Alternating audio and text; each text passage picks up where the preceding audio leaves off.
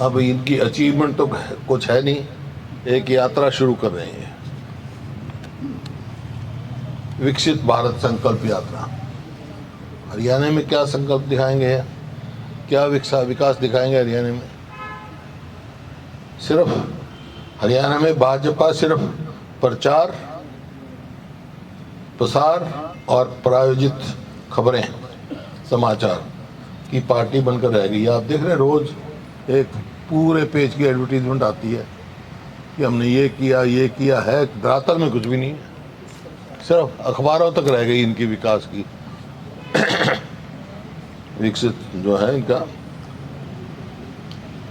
अपने राजनीतिक एजेंडा को चलाने के लिए जनता की गाड़ी कमाई को लुटाया जा रहा है, मतलब सरकारी संसाधनों का दुरुपयोग हो रहा है, और स्कूल के बच्चों को से प्रचार करवाते हैं, कर्मचारियों का काम छुड़वा कर उन्हें प्रचार में लगाते हैं, जबकि उनका काम नहीं है,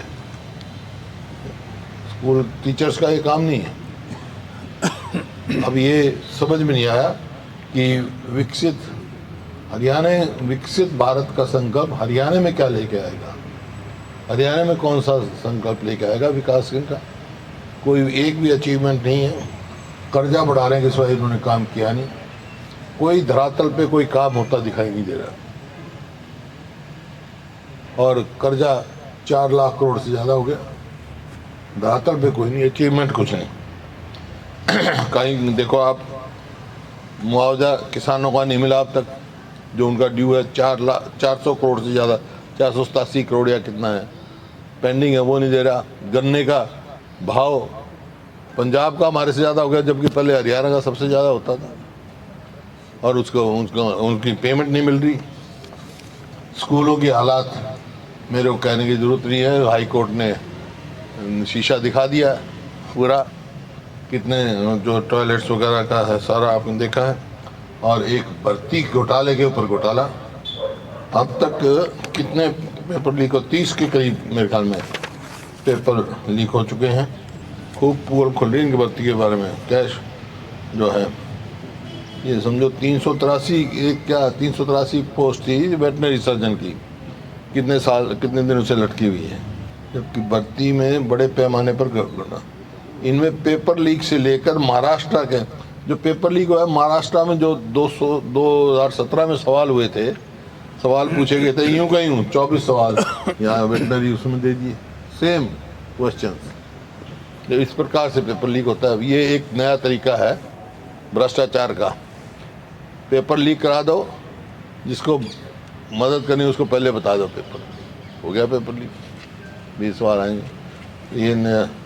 और यहाँ पर बड़ी धूमधाम से असेंबली बड़ी ज़ोर शोर से जब इनका गठबंधन बना तो ये कहा गया 75% जो है रिजर्वेशन हरियाणवीज के लिए जो प्राइवेट, उसमें आज तक बताएं कितने हुए इनके, बगैर सोचे समझे वो क्या हाई कोर्ट ने उसको रद्द ही कर दिया।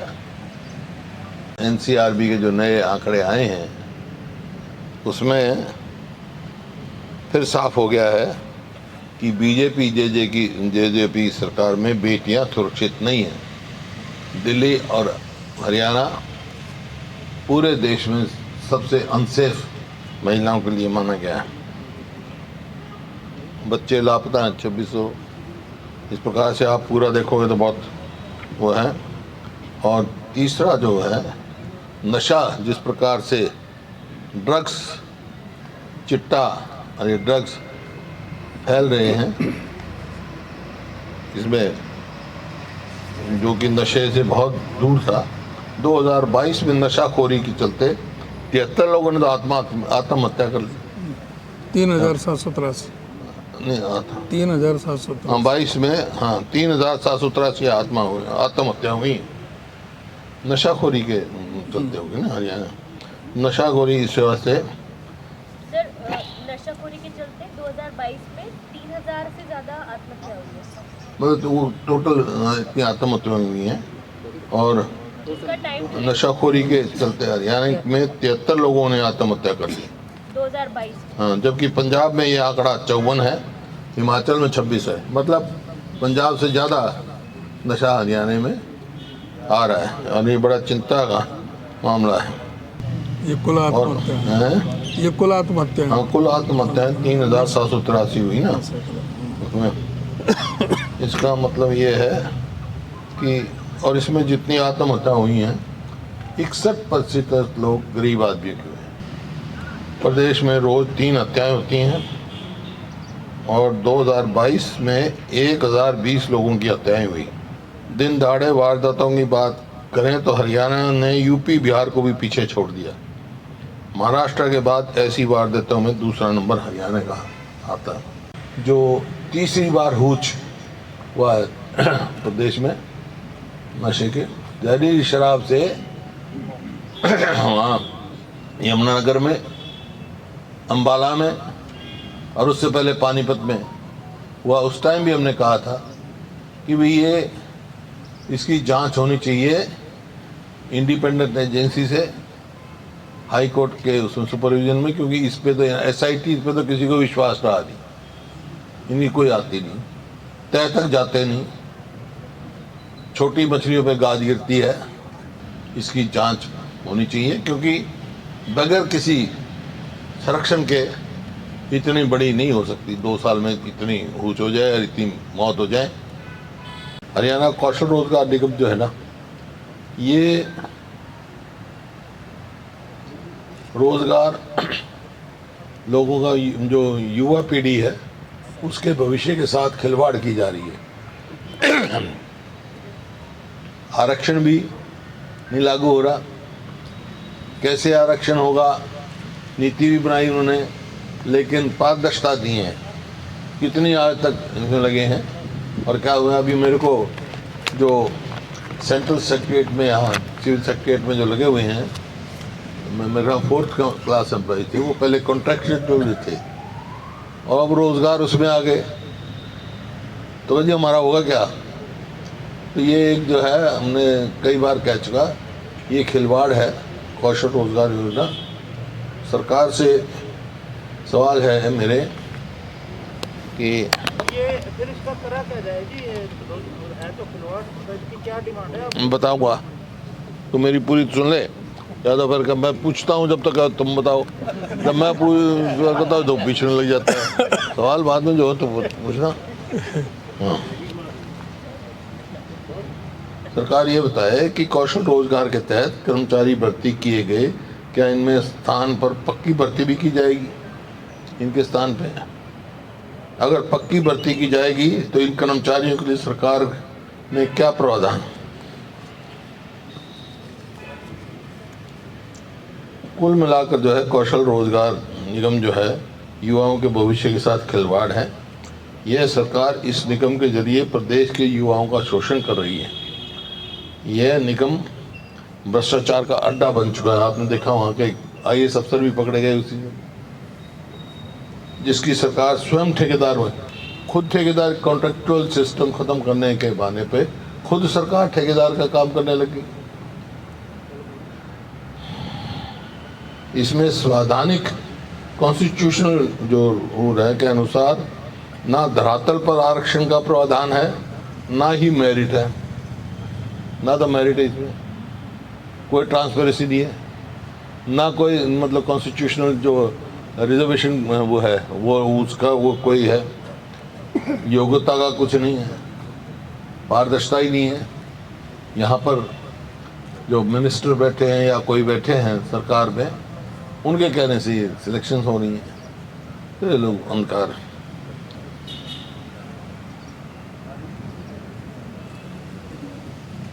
दूसरा जो चिंता का विषय है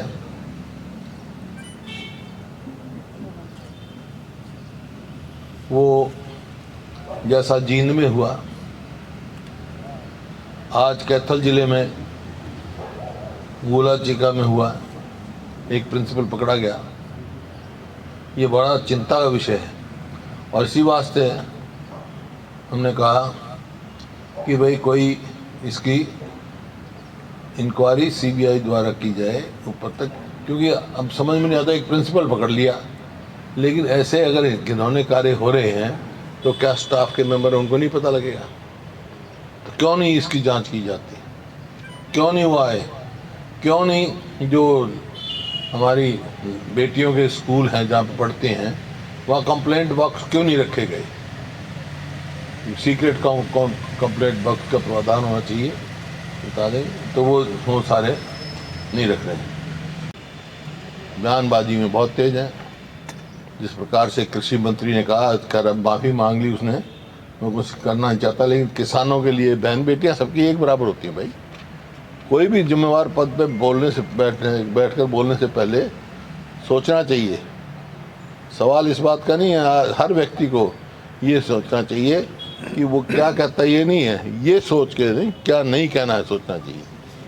कुछ कह देते हैं, कभी किसी मंत्री की, मुख्यमंत्री की से कुछ आ जाता है, बगैर कुछ सोचे समझे ये बात चल रही है। एक जो प्रेस के जो इंडिपेंडेंस है उसके ऊपर भी प्रश्न चिन्ह लग गया है। जैसे पेंशन में कंडीशन लगा दी भाई, जब तक कोई दोषी नहीं होगा उसकी पेंशन कैसे काट सकते हैं आप? पत्रकारों को जो पेंशन दी जा रही है उस पर कंडीशन लगाई जा रही है। ये एक किस्म से उनके ऊपर दबाव बनाने का काम किया जा रहा है। ये हमारा कार्यक्रम है जो कल मीटिंग में फैसला हुआ था कि 24 दिसंबर को सिरसा में पब्लिक मीटिंग होगी डिस्ट्रिक्ट लेवल की। 25 दिसंबर को सफेदों में असेंबली लेवल की जो हमारा कार्यक्रम चल रहा है ना, मैं अध्यक्ष जी का जन आक्रोश। 31 दिसंबर को लाडवा में होगी जन आक्रोश। 1 जनवरी में हमारे करनाल में जिला कार्यकर्ता सम्मेलन होंगे। 2 जनवरी को नूह में जिला कार्यकर्ता सम्मेलन। 3 जनवरी को फरीदाबाद में जिला कार्यकर्ता सम्मेलन। 5 को नारनौल में और 6 को गुड़गांव में। ये सब डिस्ट्रिक्ट वर्कर्स की वो है। और 7 जनवरी को जन आक्रोश बड़ौदा हल्के में। 9 जनवरी को जिला कार्यकर्ता सम्मेलन दादरी। 10 को कुरुक्षेत्र। 21 को जन आक्रोश मौलाना पब्लिक मीटिंग। 4 को तिगांव में पब्लिक मीटिंग जन आक्रोश। 28 जनवरी बादली पब्लिक मीटिंग। ये हल्के वाइज पब्लिक मीटिंग है, हल्के लेवल की। और 4 जनवरी को तिगांव में। 4 फरवरी तिगांव। 10 फरवरी कलायत। 11 फरवरी होडल। 17 फरवरी स्टेट लेवल का बैकवर्ड सम्मेलन, बैकवर्ड क्लासेस का सम्मेलन होगा हिसार में। और 18 फरवरी को पब्लिक मीटिंग महेंद्रगढ़ में। और 24 फरवरी को स्टेट लेवल पे रविदास जयंती है, उस दिन जज्जर में मनाई जाएगी। ये कार्यक्रम कल तय हुए हैं हमारे।